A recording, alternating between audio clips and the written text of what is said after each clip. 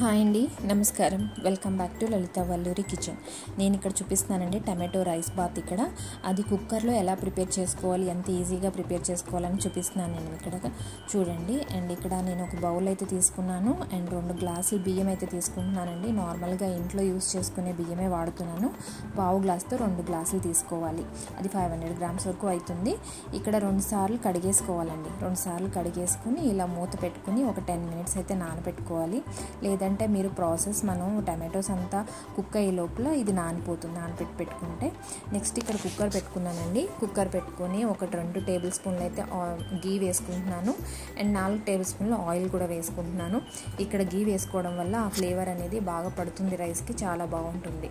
And ఇక్కడ 4 లవంగాలు వేసుకుంటున్నాను అండ్ కొద్దిగా దాల్చిన చెక్క అండ్ కొద్దిగా అనానాస్ ఫ్లవర్ వేసుకుంటున్నాను, కొద్దిగా జావిత్రి అండ్ ఇక్కడ 4 అయితే ఇలాచీ వేసుకుంటున్నాను అండ్ 1 స్పూన్ జీలకర్ర వేసుకుంటున్నాను అండ్ 2 బిర్యానీ ఆకులు కూడా వేసుకోవాలి.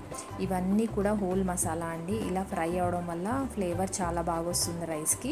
నెక్స్ట్ ఇక్కడ పొడవుగా కట్ చేసుకున్న 2 పెద్ద ఆనియన్స్ అయితే తీసుకుంటున్నానండి. ఇలా చీరుకులుగా కట్ చేసుకోవడం వల్ల మనకి ఆనియన్స్ అనేది బాగా కుక్ అవుతుంది అనమాట ఆయిల్లో. సో ఇలా 5 మినిట్స్ తర్వాత మనకి చూడండి ఉల్లిపాయ వేగిపోయింది. నెక్స్ట్ ఇక్కడ పచ్చిమిరపకాయలు వేసుకుంటున్నాను. ఒక 4-5 పచ్చిమిరపకాయలు పొడవుగా కట్ చేసుకుని ఇలా వేయించుకోవాలి. ఇలా వేగిన తర్వాత మనం ఇక్కడ ఇప్పుడు టమాటోస్ వేసుకోవాలండి. ఇక్కడ చూడండి ఒక 5-6 టమాటోస్ అయితే తీసుకుంటున్నాను నేను. అది పండినవి హైబ్రిడ్ టమాటోస్ తీసుకుంటున్నానండి. చాలా సన్నగా కట్ చేసుకున్నానండి. ఇలా చిన్న చిన్న ముక్కలుగా కట్ చేసుకోవడం వల్ల తొందరగా కుక్ అవుతుంది మనకి టమాటో అనేది అండ్ అలాగే ఫ్లేవర్ కూడా బాగా పట్టుకుంటుంది. నెక్స్ట్ ఇక్కడ 1 స్పూన్ సాల్ట్ వేసుకుంటున్నాను, కొద్దిగా పసుపు అండ్ కొద్దిగా 1 స్పూన్ అయితే ఫ్రెష్ జింజర్ గార్లిక్ పేస్ట్ వేసుకుంటున్నాను. ఇవి కూడా మొత్తం మనం టమాటోస్ పాటు ఇలా కుక్ అవ్వాలి.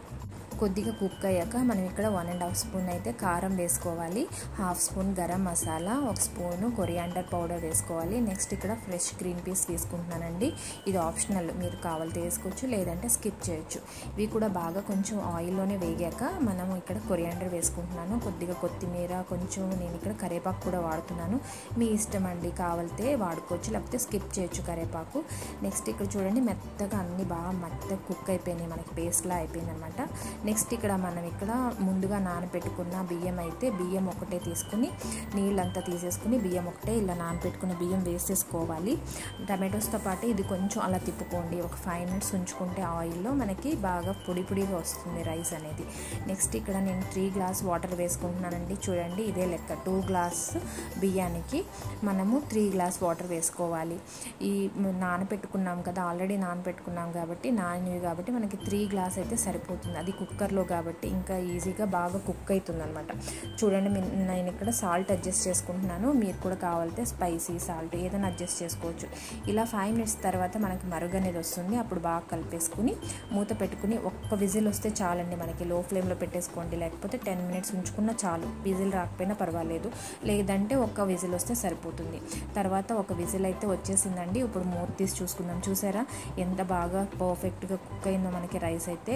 ఇంతేనండి, చాలా సింపుల్గా ఇలా కుక్కర్లో చాలా ఈజీగా అయిపోయే ఒక ప్రాసెస్ అండి. మీరు కూడా ట్రై చేసుకోండి. చాలా టేస్ట్ మాత్రం చాలా బాగుంది అండ్ ఎవరైనా ఇంటికి వచ్చినప్పుడు మాత్రం చక్కచక్క చేసి పెట్టేయచ్చు దీన్ని అయితే.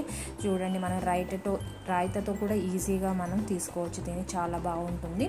అండ్ మీకైతే లైక్ అయింది అనుకుంటున్నాను. లైక్ అయితే ఒక లైక్ అండ్ సబ్స్క్రైబ్ చేయండి. Thank you.